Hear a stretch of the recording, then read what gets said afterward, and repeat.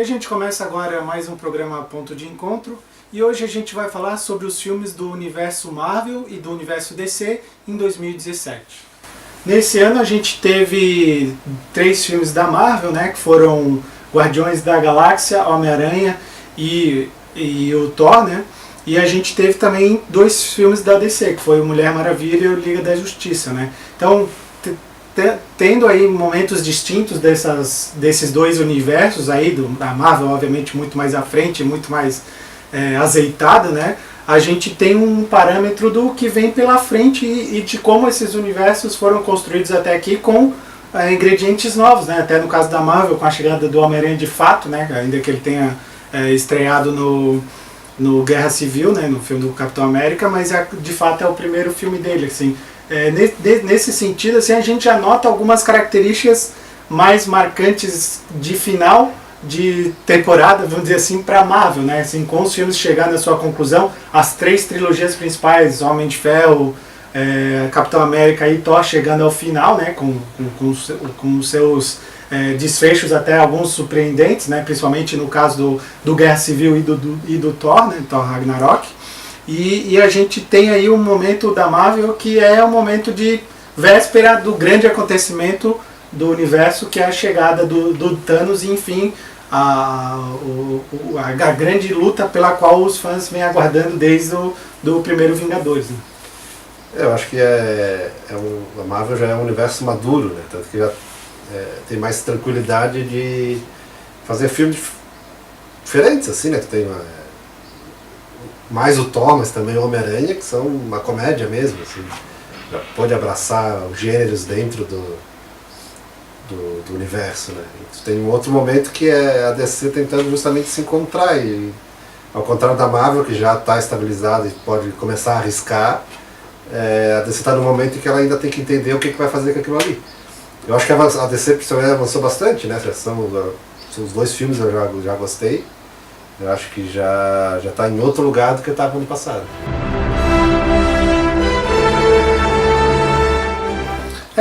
Falando aí primeiro, a gente pode fazer uma leve apanhado aí dos filmes da Marvel desse ano, né? A gente teve Guardiões Volume 2, né? Guardiões da Galáxia Volume 2, que já é um filme realmente com uma levada própria, né? Assim, a levada James Gunn de comédia, né? Assim, do diretor do filme.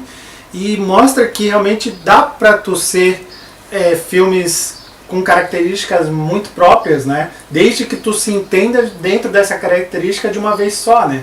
Que me parece a grande diferença, por exemplo, do Guardiões e do Thor, né? Que é o primeiro e último filme desse ano da Marvel, é que enquanto o Guardiões ele já foi pensado até desde o primeiro filme como um núcleo de comédia da Marvel, assim, que tem essas interações muito mais de humor muito mais muito mais bem exploradas. No caso do Thor, ele meio que renega todos os 2 filmes anteriores e até a própria presença do Thor na liga nos filmes dos Vingadores, por causa que ele muda muito radicalmente o tom, assim, né? Até isso foi bastante falado, assim, que eles meio que não sabiam se realmente estavam destruindo o legado do Thor ou não durante as filmagens, mas também é um acerto. O filme em si ele é um acerto, porém talvez ele só não combine muito com o passado do personagem, enquanto no caso do Guardiões da Galáxia, ainda que o filme talvez assim, tenha momentos que exagere muito na questão do humor, e me pareceu, por exemplo, a questão dos diálogos. O filme tem muito diálogo desnecessário só para ser engraçado, assim, né? Tem cenas lá do Drax conversando com a Mantis lá, que eles ficam sentados ali na frente lá de um castelo lá conversando, que parece que aquilo ali tá ali só pra, vamos ter um momento engraçado entre esses 2 personagens que são bem distintos um do outro, assim.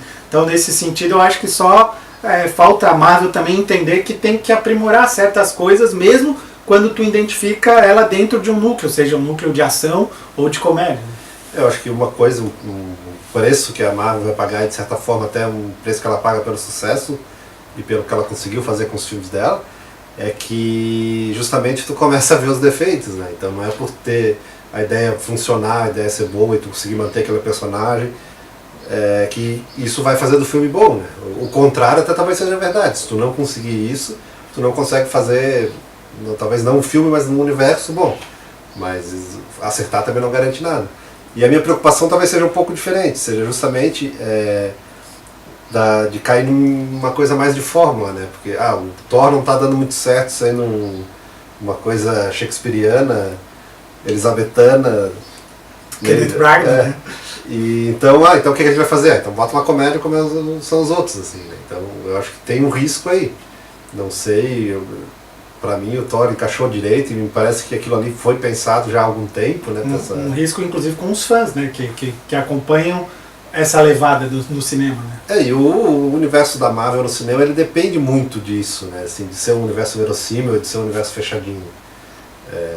Não vejo muito que ele não pode, não tem muito, não pode berrar muito nesse sentido, né? Porque é isso que faz dele, é isso inclusive que a DC não tem conseguido e tem buscado, né?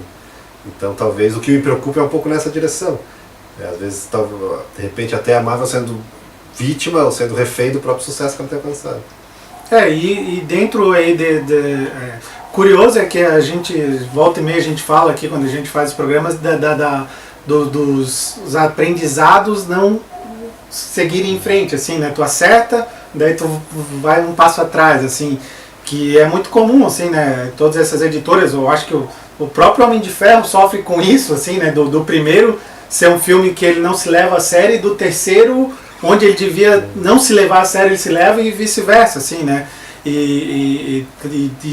Assim, daí surge, justamente tu tem ali o segundo Capitão América, que é um filme extremamente pensado até de forma política, assim, tem uma narrativa política por trás, e o Homem de Ferro, o 3, não explora nada disso. Então, como esses erros, eles volta e meia vão depender ali de como o diretor ou os produtores dos filmes, Kevin Feige, esse pessoal que define ali o universo de forma maior, analisam cada filme, né? Então a gente vai ter que meio que contar com a sorte para que esses filmes sejam bons, ou sejam engraçados quando tem que ser engraçados, e de ação quando tem que ser de ação, e político quando tem que ser político.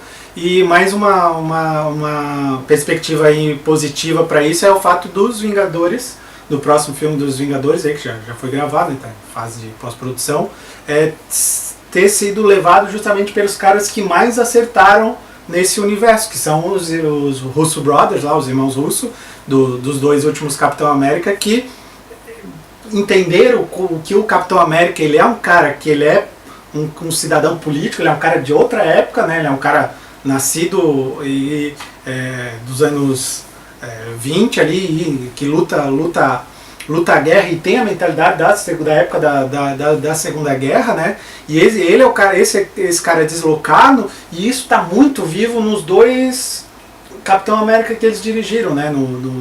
E talvez de forma mais abrangente mesmo, no próprio Guerra Civil, que tem que fazer esse contraponto à visão do Tony Stark, que seria a visão mais politicamente ligada ao governo, assim, de forma geral, assim, né, genérica até, não necessariamente ao governo americano, mas ao governo enquanto instituição. E o Capitão América ser um cara ligado mais a necessidades de luta de bem e mal, né, que era a época que a Segunda Guerra pedia. Então, nesse sentido, a gente tem uma perspectiva interessante, e o fato de ter essa ruptura com a Guerra Civil que separou os dois lados vai dar um ingrediente muito interessante, que a gente espera que se traduza em um grande filme, né, com a presença do Thanos, né? E mais do que isso, eu acho que eles entenderam bem a função do Capitão América como um cara de grupo, assim, né? Por mais que tenha os filmes solos dele, mas ele está sempre no meio de pessoas e juntando as pessoas e fazendo aquele papel, aquela função. Típico de alguém do exército, né? Assim, que precisa ter pessoas envolvidas, né? Embora desconfie que tenha mais a ver com justamente uma falta de profundidade do personagem tradicionalmente, assim, né? Desde o gibi, na verdade. Embora o personagem ali dos filmes não tenha tanto problema, mas o Capitão América, ao longo da história, ele sempre foi meio unidimensional, assim, né? E é uma coisa que eu acho que até o filme resolveu bem, tanto que deu uma vida nova até pro Capitão América do gibi, né? Deu uma alfada de ar pro personagem do gibi, mas que é sempre um problema quando tem Capitão América. Isso eu acho que eles resolveram muito bem. E também como lidar com um monte de gente, um monte de personagens, e talvez o Guerra Civil seja um grande exemplo, que embora não sejam os personagens principais daquele filme, mas são também personagens principais daquele universo. E uma coisa também que a gente já comentou em outro programa aqui, que a gente fez sobre a morte do Super-Homem nos quadrinhos, né, que a gente comentou sobre esse quadrinho, e tu até lembrou que esse momento em que a gente está vivendo nos quadrinhos atualmente é uma coisa ainda meio que vai ser definida, né, justamente pelo fato da presença massiva dos filmes enquanto responsáveis por atrair leitores e dar destaque para o universo dos super-heróis. E de fato, com o Capitão América, a gente tem ali o Guerra Civil quase junto ao primeiro Homem de Ferro, né, o Guerra Civil nos quadrinhos quase junto ao primeiro Homem de Ferro, e já tem uma mudança muito característica ali do Capitão América, que talvez quem leu o Guerra Civil na época que foi lançado não sentiu essa diferença, justamente porque ela é meio que o início de uma nova levada, né? E eu acho que isso, no caso da Marvel, tem repercutido, inclusive, por exemplo, eu acho que talvez além dos mais conhecidos, o Guardiões da Galáxia também, né? Que ganharam uma relevância muito maior nos quadrinhos por causa dos filmes, e muito provavelmente é difícil que eles percam essa relevância, né? Eles se tornem uma equipe tão relevante nos quadrinhos como é o Quarteto Fantástico, o X-Men, grandes equipes, assim, mesmo que tenha as suas mudanças de personagem, que é característico de uma equipe, né? Talvez não no nível de um X-Men, ou mesmo do Quarteto Fantástico, mas pelo menos de um Vingadores, no sentido de que atrai a outros personagens e tem uma relação maior com o resto do universo. A grande questão, eu acho que pensando o gibi a partir dessa relação, é justamente se essa ruptura representada pelo Guerra Civil é uma preparação para isso que está vindo com os filmes. Nos quadrinhos, né? Guerra Civil nos quadrinhos. Nos quadrinhos. Ou ao contrário, ou os filmes interromperam uma coisa que estava surgindo com Guerra Civil. E eu acho que isso aí a gente só vai poder saber olhando para trás daqui a um tempo, né? Mas talvez estivesse surgindo uma coisa, como tem outras fases dos quadrinhos, que ele, como indústria, se definiu sozinha. Talvez estivesse surgindo alguma coisa ali que acabou sendo interrompida, né? Acho que isso aí é uma coisa que ainda dá para ser e a gente não sabe também quanto tempo essa levada de filmes de quadrinhos vai durar, né? Pode ser que daqui a 10 anos já esteja minguando, assim, ou pelo menos não se tenha a relevância que ainda se tem hoje, né? Mas o fato é que realmente, assim, quem acompanha o quadrinhos e o cinema tem uma perspectiva bastante diferente de quem acompanha só o cinema, né? Que o cinema ele te entrega uma versão, e os quadrinhos, quem acompanha quadrinho, tu tem várias coisas acontecendo ao mesmo tempo, e tem os episódios especiais, né? Por exemplo, tu tem a narrativa do Guerra Civil, mas durante o Guerra Civil o Homem de Ferro está enfrentando lá os problemas dele, os vilões dele e tal. Então tudo isso é bem diferente e o cinema, obviamente, por limitações de orçamento e de fato desses filmes serem poucos filmes por ano, tu tem uma versão só da ideia. Então tem que ser uma versão muito certa, né? Nos quadrinhos, se tu errar, é tranquilo, assim, né? Tu pode ter um monte de reclamação, mas tu mata o personagem.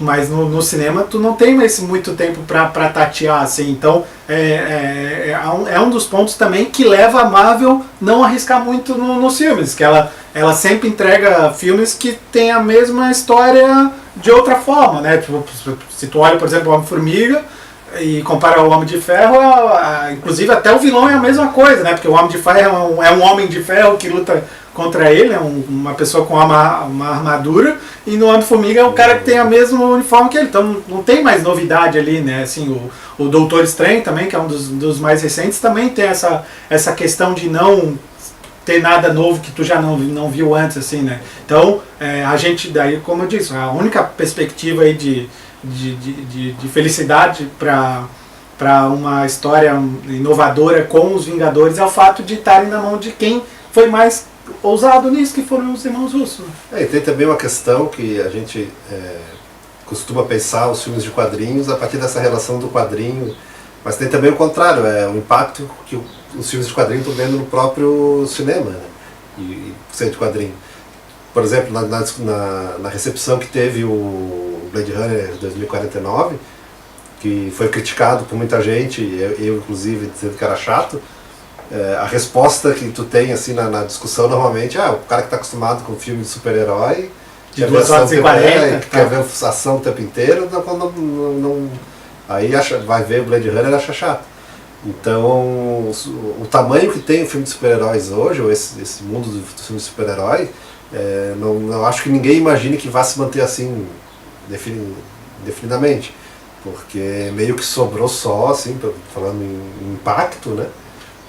Meio que sobrou só o filme de super-heróis. Enquanto e Guerra nas Estrelas, que é da mesma empresa ainda, né? Que é da Disney, né? E que se sustenta por ser Guerra nas Estrelas, né? E ainda sofrendo, assim, eu acho que para atingir esse hype que tem o filme de super-herói, né? Embora o que tu tem ali é de um tamanho tão grande que qualquer coisa que tu faça vai ter importância. Então, até o novo filme dos Ewoks lá teria. Eu já acho importante os 2 primeiros, mas é uma coisa também que que os filmes de quadrinho também vão ter que lidar com isso, né? Porque ou a Disney vai centralizar tudo mesmo, ou a DC vai conseguir também embarcar nessa onda. Tem que ver como é que isso também vai lidar, mas também sobre essa perspectiva do cinema. Numa perspectiva para a história do cinema em termos de gênero, a gente sabe que o gênero não é eterno, né? O próprio gênero de quadrinhos já foi um gênero que teve ali as suas fases, né? Desde o primeiro Super-Homem, que tentou trazer a Supergirl lá no filme fracassado, lá, terrível, né? Um filme que inclusive era para ter a presença do Christopher Reeve, porque o diretor do filme era acho que o nome dele é Janos Suar, não sei como é que se pronuncia exatamente, que tinha dirigido ele em algum lugar do passado. E daí ele foi dirigir esse filme da Supergirl, e o filme, enfim, desandou completamente, o Christopher Reeve nem apareceu no filme, e depois apareceu o Batman, né, que teve outra ressurgimento, dá pra fazer coisa boa aqui nessa área. Aí mingou de novo até o X-Men e o Homem-Aranha ali, né, talvez até o Blade que inicie isso de forma mais discreta, né, mas X-Men com um vulto realmente muito, muito maior, e os outros gêneros de cinema sempre foram e voltaram, né? Os musicais vão e voltam, o faroeste foi e voltou várias vezes, né? Volta e meia sai um filme de faroeste, filmes de gangster, então os próprios blockbusters, né, mudaram muito ao longo desde Guerra nas Estrelas, ou o Tubarão, que inicia essa fase, eles vão e voltam para filmes menores também, né? Os filmes menores acabam ganhando Oscars e tal. O próprio filme lá, no ano que concorreu o Avatar lá, que ele concorreu com a ex-mulher dele, né? O James Cameron concorreu com a ex-mulher dele, que ganhou o Oscar, né? Por um filme menor, que era o Guerra ao Terror. Então, assim, toda essa história do cinema, ela mostra que essas oscilações de gênero tem que existir na indústria, até para o cinema ter novos fôlegos, né? E o caso do quadrinho não vai ser diferente, né? Assim, isso pode até durar um pouco mais do que se previa, até pelo fato de que todo mundo conhece os super-heróis de alguma forma ou de outra, gente nova, gente velha, até porque os heróis estão aí desde os anos 30, né? Então isso é meio que universal, pelo menos o fato de conhecê-los, né?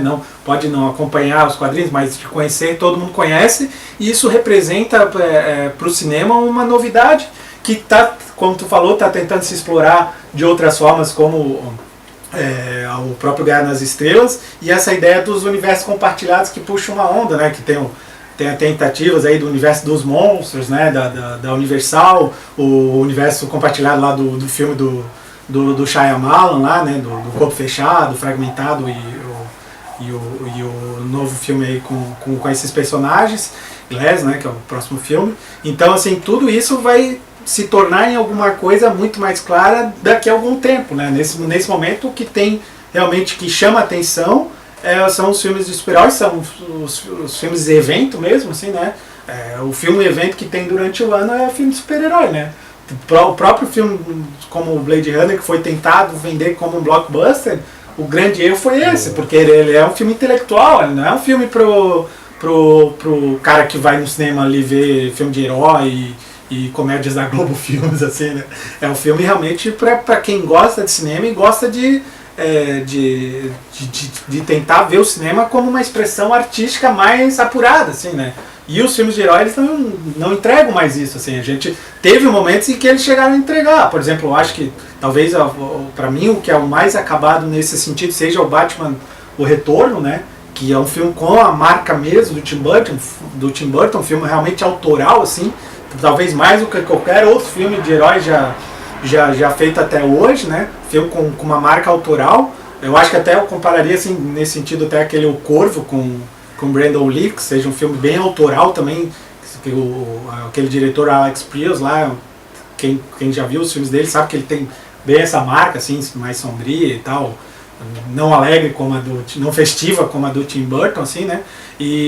Já teve esse momento assim, e agora não se quer mais isso, né? Inclusive, o que a gente vê cada vez menos é o toque dos diretores nesses filmes, né? Porque eles representam toda uma opção do estúdio, e o próprio, como a gente vai comentar daqui a pouco, o próprio universo DC sofre muito com isso, né? Talvez seja essa a grande contribuição, seja pro bem ou pro mal, desses filmes, dessa nova leva de filmes de gibi, seja isso, né? Seja a questão do universo, de tu criar um universo. E que não é uma coisa sozinha, né? Porque também ele pega carona e está no mesmo movimento das séries, assim, né? Coisa que tu poder ter. Uma coisa como Game of Thrones, por exemplo, que tem lá 7 temporadas e as pessoas não acompanham e fica agora 2 anos sem ter um novo. Esse tipo de coisa também é uma coisa nova, assim, né? Pelo menos no tamanho que tem, né? Porque essas séries hoje estão, se não em termos de arrecadação, mas em termos de influência, de hype que gera, estão no mesmo nível dos filmes, assim, né? Principalmente porque tu já começa a ter, inclusive Netflix, que tu pode assistir quando sai, tu assiste todas, esse tipo de coisa. Então eu acho que talvez nesse sentido seja a maior influência, a influência mais persistente que esses filmes podem ter. O problema é que, o que pode ser um problema, e que talvez a gente esteja caminhando, começarem a achar que esse modelo do filme de gibi seja o único modelo possível para te fazer filme. Tem que prevalecer a qualquer custo, né? Talvez, no caso do gibi, das grandes editoras, e aqui é Marvel e DC basicamente, talvez até seja, né? Porque tu tem que ter essa coisa da cronologia, do universo. E talvez um dos defeitos, embora eu goste muito dos filmes do Batman, do Tim Burton, do Super-Homem que veio antes, um dos grandes defeitos foi esse: tu fazia filmes, o diretor ia lá, fazia um filme cujo personagem era o Batman ou era o Super-Homem, mas podia não ser assim, né? Então eu acho que pra quem gosta de quadrinhos e pra quem espera que era um defeito nessa perspectiva de um universo de quadrinhos nos temas, né? Pode dar um ótimo. Não era um defeito pro filme em si, mas era um defeito nessa conjuntura de... Pelo contrário, eu acho que é mais possível tu ter um filme excepcional, um baita de um filme assim, do que no modelo que está se gestando agora. Mas talvez o problema, o que possa acontecer de ruim, é isso, em algum momento se achar, porque é uma coisa que vem dando super certo, a Disney está cansando de ganhar dinheiro com isso, e talvez o que, talvez paradoxalmente, mas me dá algum alento, é que já com Liga da Justiça já não foi assim, né? Já começa a ter preocupação se vai se pagar, se não vai. Então talvez já esteja mostrando que, embora seja um bom caminho, um caminho possível para os quadrinhos, não é um caminho tão fácil e não é um sucesso que vem sozinho de graça do nada. Eu acho que o resumo aí então dos filmes da Marvel nesse ano foram basicamente 3 filmes de humor, né? E curiosamente o filme talvez menos humorado, menos engraçado nesse sentido de piadas assim e tal, e rir de si mesmo, tenha sido o Homem-Aranha, né? Que é o personagem mais piadista de todos, assim, que a todo momento, pelo menos nos quadrinhos e desenho animado e tal, o Homem-Aranha ele é um cara que ele solta muita piada assim, durante a luta, até isso foi explorado curiosamente, como eu falo sempre, acertadamente pelos irmãos Russo, no Guerra Civil, lá na participação pequena dele de luta. Toda hora ele saía com uma piadinha assim e tal, né? Referência à Guerra nas Estrelas e tudo mais, que ele citava assim, e ele acabou ganhando na Marvel o filme menos engraçado do ano, sendo que ele era o mais engraçado, e claro que com aquela dificuldade, ou não dificuldade, mas uma obrigação de se distanciar do que já tinha sido feito pela Sony até então, né? E por sorte até com decisões acertadas de não ter que contar de novo a origem, porque no intervalo de 10, 15 anos tu já viu 2 vezes a origem dele, então não tem por que contar tudo isso de novo. Tu pode contar isso em 3 minutos de filme, sei lá, na sequência, ou nunca nem contar, né? Só dizer que aconteceu, um dia eu fui picado por uma aranha e tal, né? Que isso sequer foi falado também no filme, né? não tem nem referência ao Ben, né? Ao tio Ben, que é um personagem super importante para os dois filmes, né? Anteriores, para as duas, tanto para os filmes com o Tobey Maguire quanto para os filmes do Andrew Garfield ali como Homem-Aranha. E o Homem-Aranha acabou não sendo esse filme engraçado, assim, né? E só uma coisa também que eu acho bacana de falar disso, de uma coisa que também a gente vai falar daqui a pouco quando a gente falar da DC, é da questão do aproveitamento de histórias, né? De histórias originais dos quadrinhos. A Marvel, ela tem repetidamente nos filmes utilizado arcos dos quadrinhos de forma muito pontual e muito produtiva, assim, né? A gente tem, obviamente, o Guerra Civil mais que se destaca nisso, né? De utilizar o Guerra Civil da forma possível de utilizar, com a limitação de personagens e orçamento e tal, que não seria possível fazer como foi o Guerra Civil nos quadrinhos, mas eu acho que o episódio que mais define isso muito claramente esse ano é o fato do filme do Thor, né? Utilizar o Hulk como personagem secundário, e eu acho que o Hulk ele realmente é um personagem secundário nesse universo da Marvel, assim, né? Ele é um alto escalão secundário, assim, né? Ele não tem a característica de um protagonista, assim, não nesse cenário. Pode ser que daqui pra frente mude o cenário e tal, mas não nesse cenário ele não tem. E o fato de eles utilizarem o planeta Hulk, que é a história original dos quadrinhos, que é quando lá as principais mentes, né, o professor o Xavier dos X-Men, o Homem de Ferro, o Doutor Estranho, mandam o Hulk para outro planeta porque ele não volta mais a ser Bruce Banner, né? Ele só é Hulk o tempo integral, assim.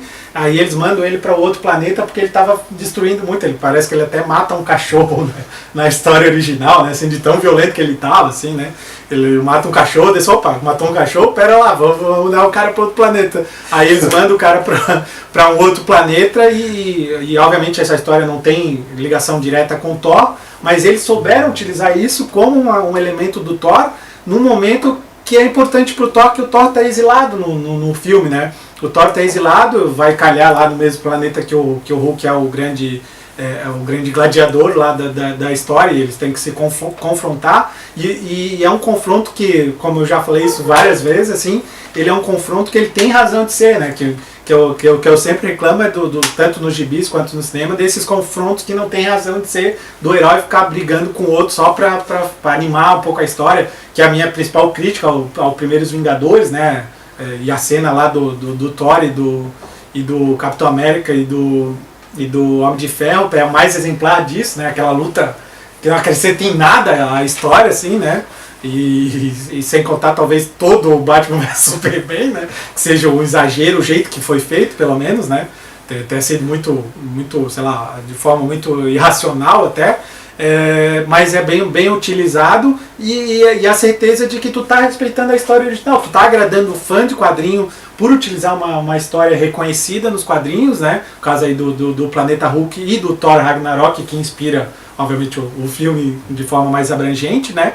Tu tá utilizando esses elementos ali, tem elementos visuais muito claros, né? Muito referenciais, e de forma até bem coerente com a narrativa que vinha até então, né? Sei lá, por que tu isola o Hulk lá no final dos Vingadores?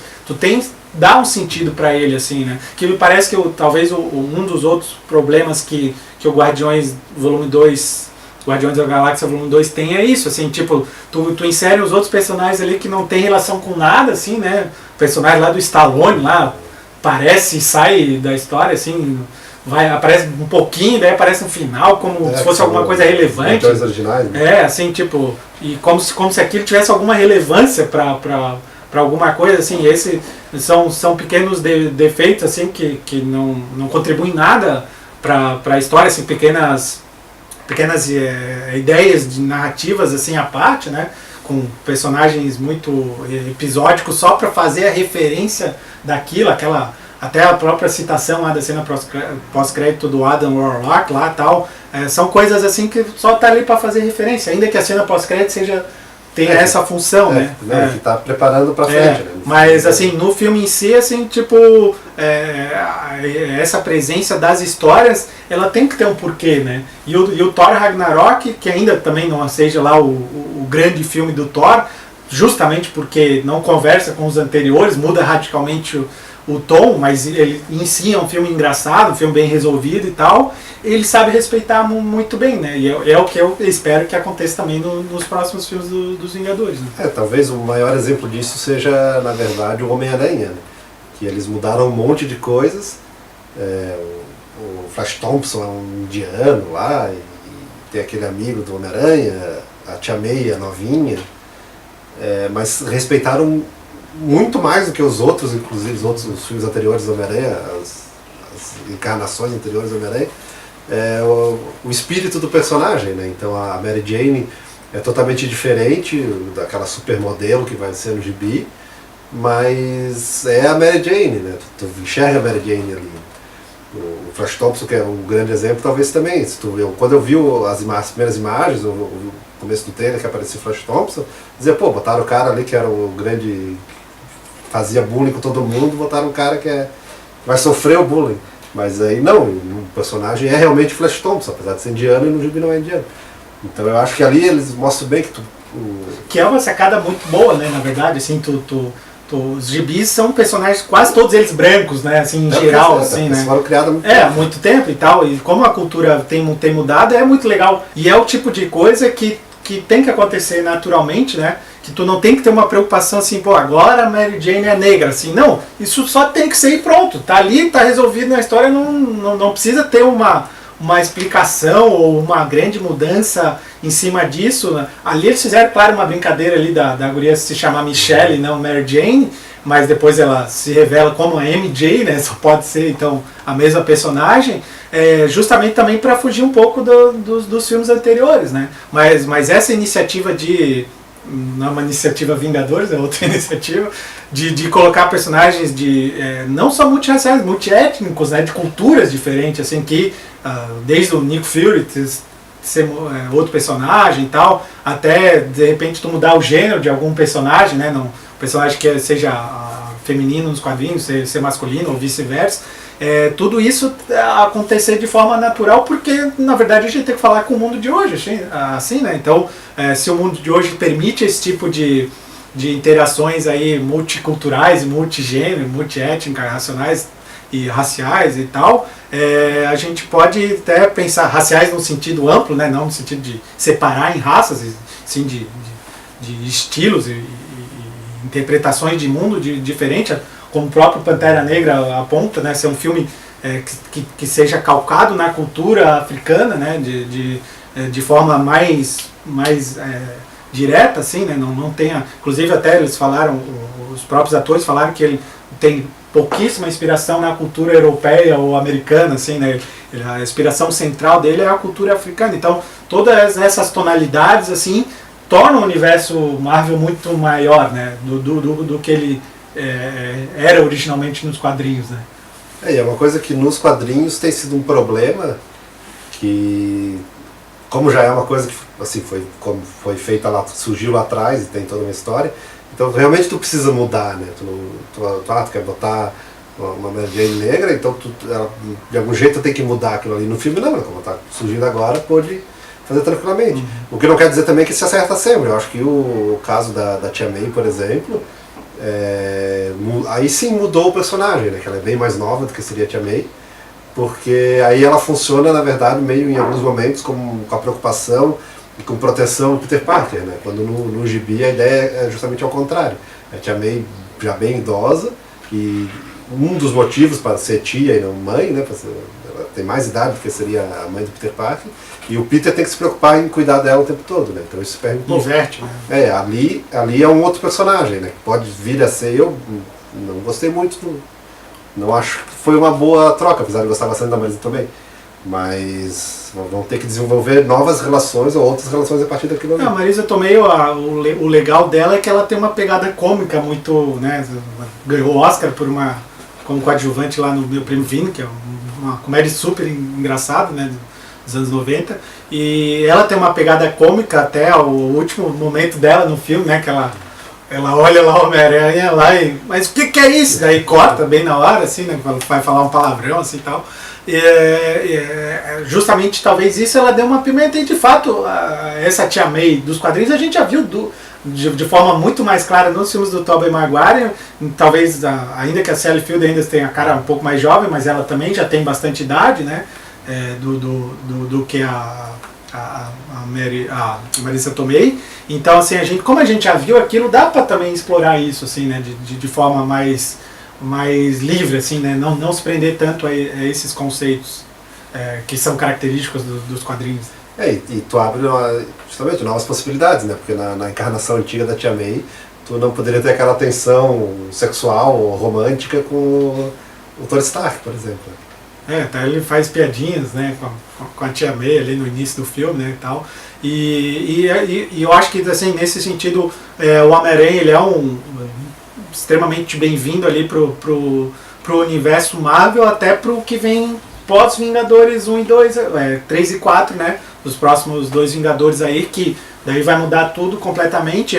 A gente também não tem a noção exata de se esse relacionamento Marvel, cinema e Sony cinema vai continuar muito tempo, se existem 4 ou 5 filmes e mais outros filmes onde ele apareça, né, nesses outros cenários, assim, até porque a própria Sony já tem ideia do seu universo, inclusive está fazendo o filme do Venom, né, está fazendo agora, já está em pré-produção ou produção, não sei, e a gente tem que ver como é que vai ficar tudo isso, né, e ainda tem as possíveis negociações que podem ocorrer aí, já que a Disney cada vez fica com mais dinheiro, já está cogitando ela comprar os personagens que estão com a Fox, né, do X-Men e Quarteto Fantástico e tal, vai saber se não há negociações aí, então tudo isso ainda é muito, realmente não tem como apontar nada muito claramente agora. A gente só sabe que ele será importante pós-Vingadores 1 e 2, né? O que eu acho que é interessante pro filme, para esse universo do gibi nisso tudo,